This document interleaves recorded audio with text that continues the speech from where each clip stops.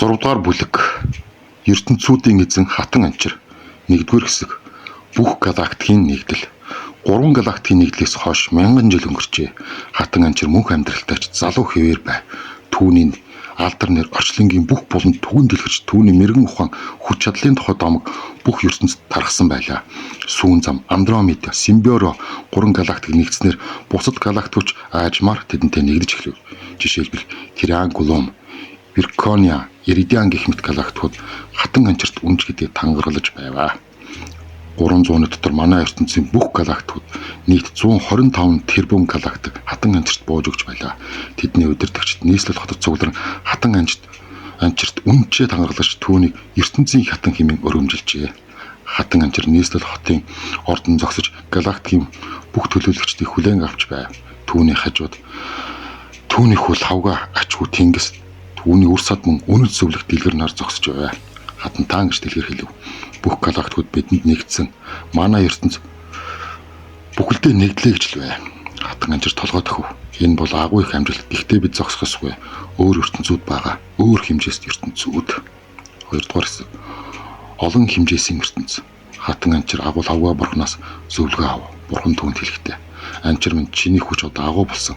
Гэхдээ энэ ертөнцөөс гадна олон хэмжээс ертөнцүүд бий. Тэдний зарим нь 5 хэмжээс, зарим нь 6, 7, бүр 10 хэмжээс. Тэдний удирддаг хүчрэг тэд чиний мэдл орохыг хүсэхгүй байна. Ганцхан 10 хэмжээст ертөнц нь мэдлэлд орохыг хүсэхгүй байгаа байхгүй юу? Тэгвэл бид тэдэнд инх тайвны гэрээ байгуулах болно.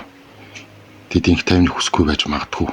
Тэдний зарим нь дайчин, эзлэн түргэнбийлэгч тийм соёл өргөнчлүүд байдаг юм аа. Тиймээс чи бэлэн байх хэрэгтэй гэж хэлвэ.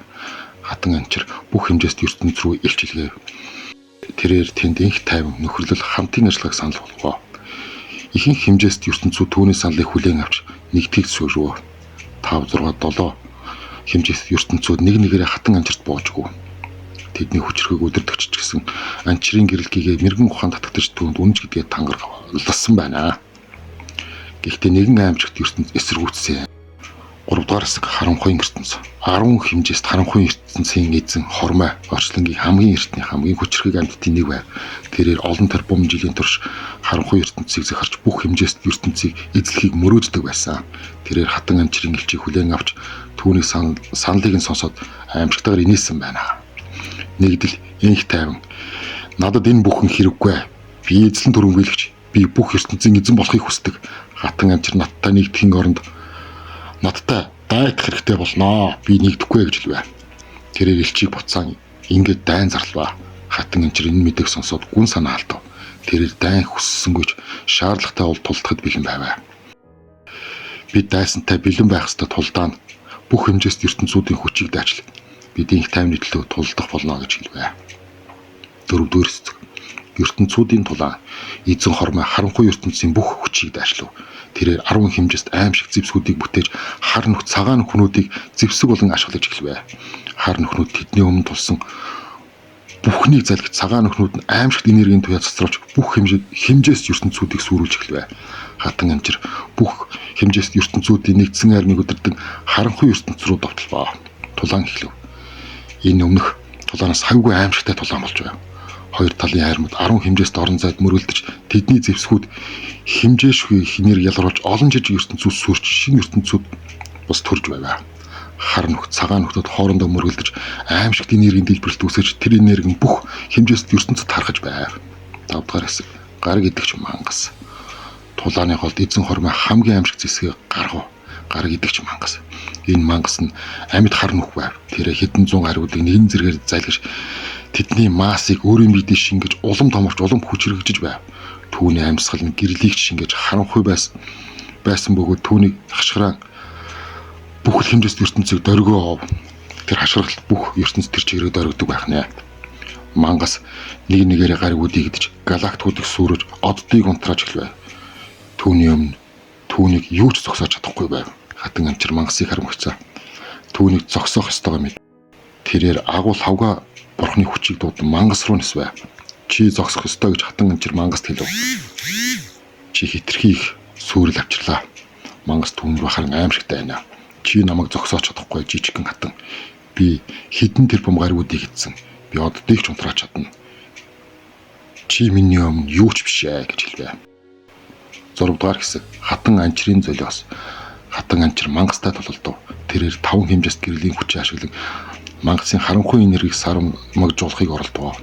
Гэхдээ мангас хитрхи хүчтэй байв. Тулаан хэдэн өдөр хэдэн шөнө үргэлжилсэн.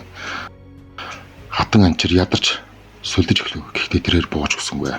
Эцэст нь тэрээр агуул хавга бурхны хүчийг бүрэн дуутахаар шийдэв. Тэрээр бүх хүчийг нэгтгэн бүх хэмжээсүүдийн ертөнцүүдийн энергийг цуглуул нэгэн аимшигтай цохилт өгвөө. Агуул хавга бурхан минь надад хүч өгөөч. Энэ мангасыг зогсоох хүчийг надад өгөөч. Тэр мөчд бүх ертөнц гэрэлтэв. Хатан анчрын биес агуу их гэрэл цацарч тэр гэрэл мангасыг бүхэлд нь бүрхвэ. Мангас орилон тэмцэлтэв. Гэхдээ гэрэл улам хүчтэй болж түүний харанхуй биеийг гэрэлтэж айжмаар жижигрэв. Эцэст нь мангас бүр мөсөн алга болвоо. Гэхдээ энэ цохилт хатан анчиртыг биеийг нь маш их сулруулсан. Тэрээр унаж түүний биеийг бүдгэрч эхлэв. 7 дугаар хэсэг эзэн хормойн төгсгөл. Хатан анчир унсныг хармагцаа эзэн хормой баярлан хашгирв. Тэрээр өөрийн бүх хүчийг дайрлан хатан анчрын айрам руу тотловоо. Гэхдээ тэр мөчөд хатан анчрын хөвс хавга урагшлахва. Тэрээр ихийнхээ гэрлийг өвлөн авсан бөгөөд түүний дотор 5 хэмжээст хүч ихийн мэрэгэн ухаанч бас байваа. Эзэн хормой чиний дан одоо дууслаа гэж лавга хэлвэ. Тэрээр гараа сонгон бүх хэмжээст ертөнцүүдийн хүчийг дуудав. Түүний ард бүх галактууд бүх хэмжээст ертөнцүүд нэгдэн аврах том гэрлийн дохио үүсвэ. Эзэн хормой тэр гэрлийг хармагцаа зүгтхийг оролдов. Гэхдээ хитрхи оройтсон байв. Гэрлийн долгион түүнийг бүрхэж түүнийг харанхуй биеийн гэрэлтэн аажмаар уусаж эхлэв. Үгүй ээ, би бүх амьдралтай, би орчлонгийн эзэн, би гэж эзэн хормой орилсон байна.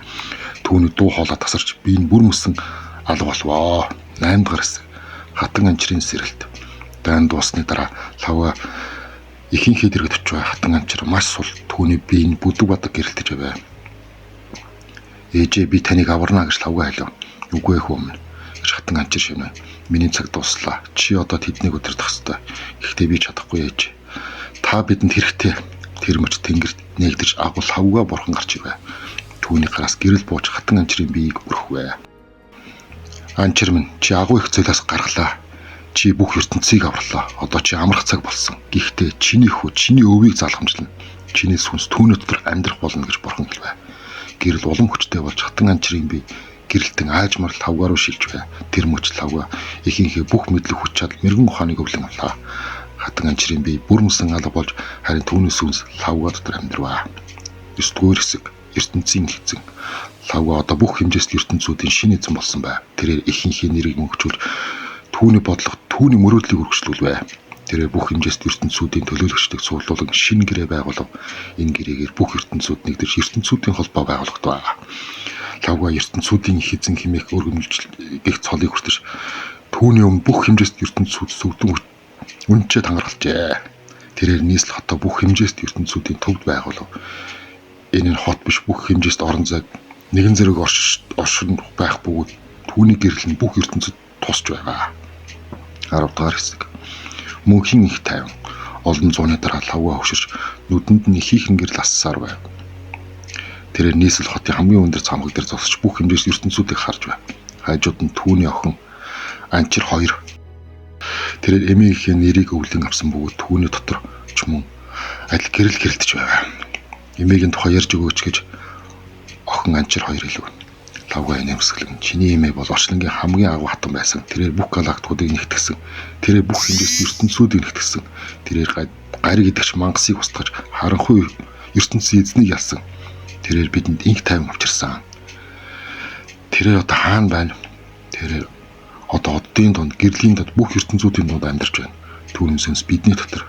Түүний харин ертөнцийг мөнхлөх болно. Лавга тэнгэр рүү төрөв. Тэнд алсад гэрэлтэх год гэрэлтэж энэ хатан анчрын од байсан бөгөөд тэрээр үргэлж тэднийг харж хамгаалж байв. Энэ инх тайван мөнхөд оршихэ гэж лавга шивнэ. Ингэж бүх хэмжээст ертөнцүүд нэгдэж мөнхийн инх тайван тогтсон юм. Хатан анчрын нэр түүний гавья түүний золиос мөнхөд дурсагдах болно. Тэрээр бүх ертөнцүүдийг түүхэнд ертөнцүүдийн эзэн цаглагшгүй дайны ялагч галактик устгагчийг ялагч гариг идэгч мангасыг устгахыг одоо ялагч хэмээн алдаршсан. Түүний хөл хавга ач охин анчир хоёр наранд түүний уйг залгамжлаж инх тайвныг хадгалсаар байгаа. Чингис хааны сүнс тэнгэрт гэрлэж түүний үр задууд бүх ертөнцүүдийн донд мөнхөрсөөргүй. Хатан анчир.